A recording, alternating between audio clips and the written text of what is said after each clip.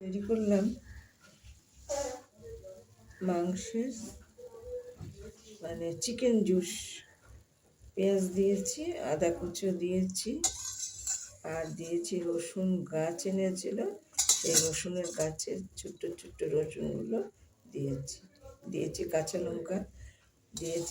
লঙ্কা, দিয়েছি গোলমরিচ গুঁড়ো, লবণ, হলুদ দিয়ে আমি তৈরি করলাম চিকেন জুস। আর এটা তৈরি করলাম আলু ফুলকপির চপ।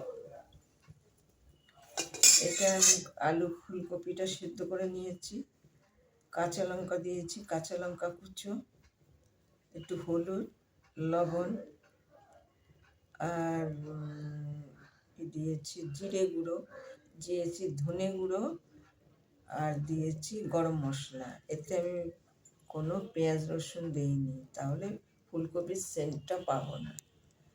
ওই জন্য আমি ওই আলু আর ফুলকপি দিয়েই আমি চপটা করলাম। ময়দা দিয়ে একটু বাইন্ডিং করে নিয়েছি, তারপরে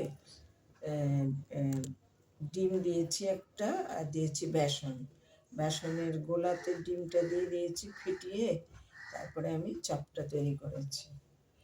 আর ভালো লাগলে লাইক করুন, শেয়ার করুন, একটু সাবস্ক্রাইব করুন, আমার পাশে থাকুন। ভিডিওটা আমি শেষ করছি।